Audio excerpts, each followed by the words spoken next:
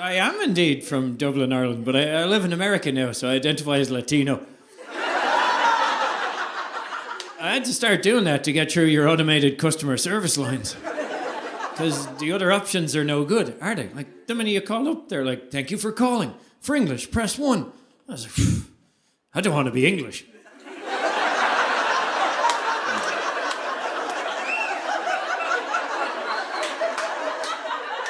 My people have been avoiding that option for about 800 years now. What else have you got? You just keep listening, it gets immediately better, because they'll be like, para español, marca dos. I said, I'm in here, and now these are my new people. Yeah, that's the beauty of this identify as whatever you feel like culture that we have at the moment. No one can even get mad about that, but I didn't want to shock my parents too much because they don't know they raised a Latino. Yeah, so it is at least logical. Irish people, Latinos, already emotionally connected. We both like drinking, dancing, fighting, mostly work in construction. We are primarily Catholic, we love soccer, speak a whole other language, and have problems with immigration.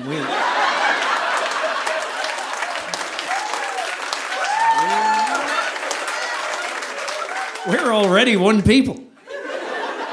But it makes my life a bit confusing now because I'm Irish, I'm sarcastically Latino, and I live in America, so I have white privilege. Yeah, I never had that in Ireland, so I'm quietly confident I caught it here. I know, and that's kind of ironic if you know your history, because you remember the Irish people when we first got here, we didn't get the most privileged treatment.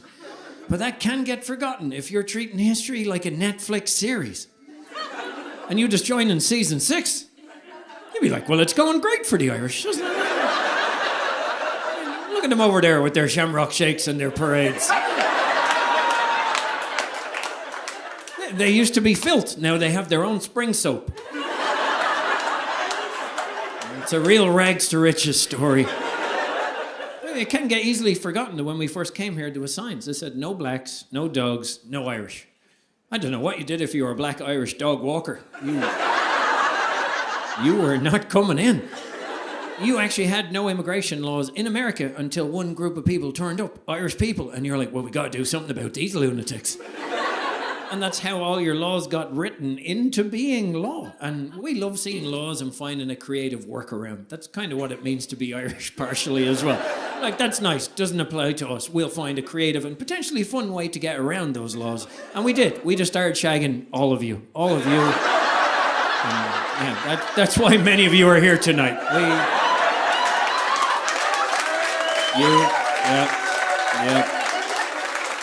We did it indiscriminately. Everybody got it. Black, white, pink, Cuban, Asian, Israeli, Palestinian, even English people. We would have shagged the Queen if we got to her in time.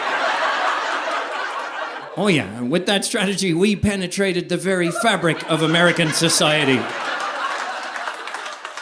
We got to the point that 23 US presidents claim Irish heritage, and we're so lovely when Obama said, I'm Irish, we all went, yeah, feck it, why not? Go on. Yeah, like nobody asked to see his birth certificate, you know. Yeah, who would do that? That would be crazy. We had a picture of him drinking a pint of Guinness, and we were like, well, that's good enough for us, Barack. You're in.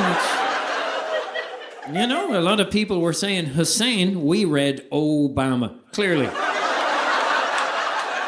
It's in the name, isn't it? Clearly Irish.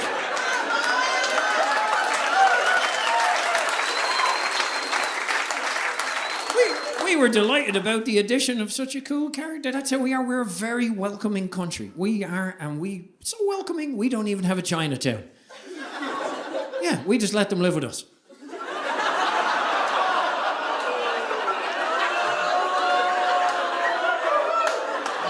That's a deep statement. Take your time with it. If this woke society that we have that's a little bit fake at the moment has rubbed off on you, you'll be triggered right now. You'll be like, oh my God, I'm offended right now. I can't put my finger on exactly why, but I will think about it tomorrow while I'm having a sensible vegan brunch option, and I'll walk it off. I'll cover my body in Lululemon merchandise, and I'll grab my three-legged rescue dog Murphy and I'll just be dragging him along while carrying a 4-liter indestructible canister of water to stay fully hydrated while I'm listening to Terry Gross on NPR to keep up with issues of diversity, and I will figure out why I'm offended. I will.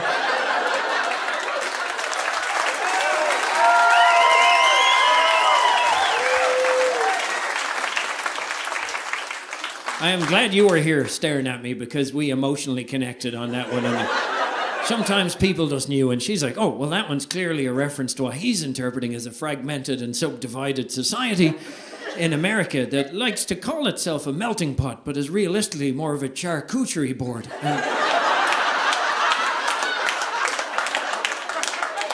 Like it has all these wonderful exotic flavors, and then you keep making it worse by adding too many crackers.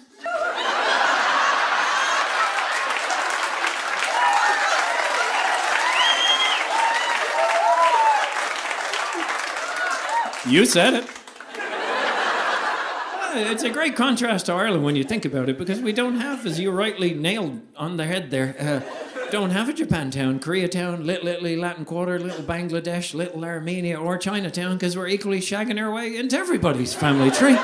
And that's just brought to you by 23andMe, because we are always in your results. We're always in there. If there's no Irish in there, that's a false negative.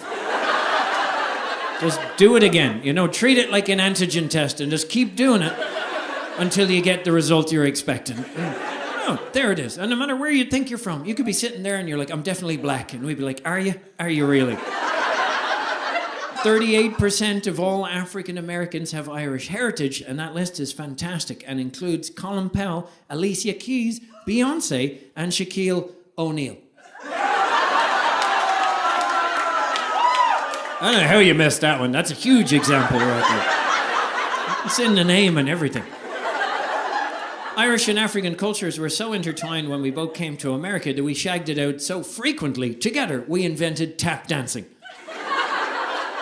Yeah, invented horizontally, done vertically. And that was just through the blending of those cultures. And that went on to become jazz music.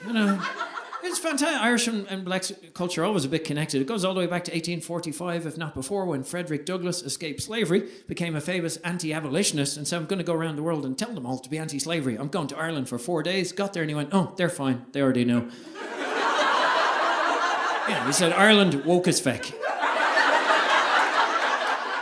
Now, I'm paraphrasing. I didn't really say that. I sarcastically inserted the word woke into his mouth because, that's become a bit of a fuzzy word these days. We don't even know what it means. Some people like it, they don't. I think it boils down to being nice. And Irish people, we've been knocking that out of the park for a while. And Frederick Douglass, what actually he did say was, this is the first time in my life I've been treated as a man and not as a colour. And he stayed for 4 whole months. So look at that. Irish people just way ahead of the curve on that one. And it's just... We're pretty good. Just a bit of Black History for you, because we love it. You have Black History Month here in February. We have it in October. So already there, 10% extra Black History in Ireland. You went short, we went long. That's what I'm saying. At any moment, this show could descend into trivia. It's just because I like trivia, but I never know how to feel about it in America, because I watch your news and you have 2 different versions of the truth. So... which trivia am I meant to believe? To find out what's going on in this country, I have to watch the Irish news. It's because I love a good bit of trivia. Like, Irish people famously friendly, yet slightly sneaky. Yeah, we invented, or were central to the invention of the tank, the guided missile, and the submarine. Yet the most damage we ever did in America is to sending you our priests.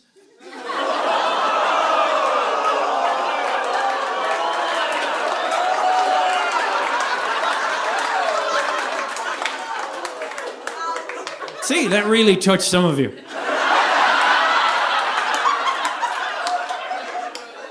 That's the power of good trivia, We are connected to every culture. Many Latinos here tonight? I see a few. Oh, I am surrounded. Vamos a hacer el show en español. Sería 1000 veces mejor. Sí, y dejar los gringos por afuera. See, I really committed to learning that language. I love it. I said, well, I'm in the second largest Spanish-speaking country in the world, and I wanted to commit to that language because I didn't want to get caught out by some Karen in Whole Foods one day. You know, they'll get you. She'll be like, oh my God, I saw your little skits online where you identify as a minority group that you are clearly not part of. And I'll be like, Karen, puta que larga sea esta ya. Oh, that would be very enjoyable, wouldn't it? You just see her scurrying off to the Tesla just to avoid a racial hate storm, and there's nothing but a trail of confusion and goji berries behind her.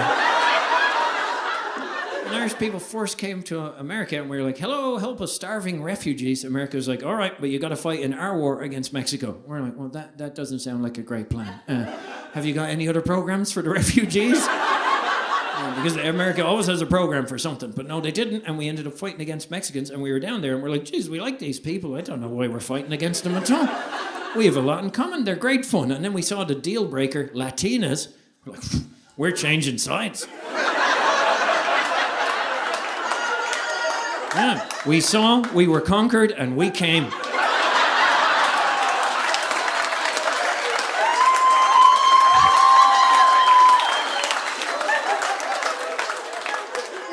We genuinely changed sides. We became the first country in European history to fight on behalf of Mexico. And that is the longest yet most historically accurate way to say we also shagged our way into Mexico.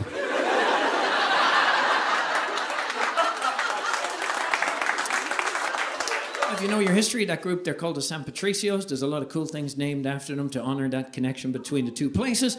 There's a guy called William Langford from Wexford. Most people know him as Zoro. You didn't know that Zoro was a sneaky Irish dude. The legend of Zoro, based on a mildly illegal masked immigrant riding around doing nice things ahead of his time, and he was a skilled swordsman with a blatant disrespect for authority. Definitely Irish. Definitely. And we left a bit more modern evidence. You just go on Google Images and you type boxing, and then you add the word Canelo. And just have a look what comes back at you, because you're going to see a world and Mexican boxing champion that's suspiciously red-haired. Pasty white skin, covered in freckles, and his real name is Barrigan, an Irish name. So if someone could get that man a 23andMe result, we can claim another true champion. Yeah, we are connected, those cultures. Do you know where they differ a little bit from Latin people to Irish people? Latin people are not as sneaky as Irish people. Like, you don't even have... In Spanish, do you know the word for sneaky? Where are me Latinos at? Pícaro. They're not agreeing with that over here. I heard an audible no over here. No, sospechoso, not really. Doesn't translate. Isn't this amazing? That's the diversity we have in Chicago these days, where an Irish person is confusing Latinos with their own language. But it's a bit of a sneaky trivia one, because there's loads of slang words, but there's no direct translation from English-Spanish to the word sneaky. And yeah, it's fantastically ironic, because if you're a Mexican, and you're kind of known for sneaking over the border, and there's no word for the thing that you're doing. I mean, are you just walking over an arbitrary line in the ground to, visit your family or pick a few strawberries or maybe celebrate Cinco de Mayo, a festival created for you? And Americans are like, hey man, you snuck in there. You're like, listen, that's the past tense of an irregular verb that I don't have. I'm just going to keep walking until someone buys me a flight to Martha's Vineyard.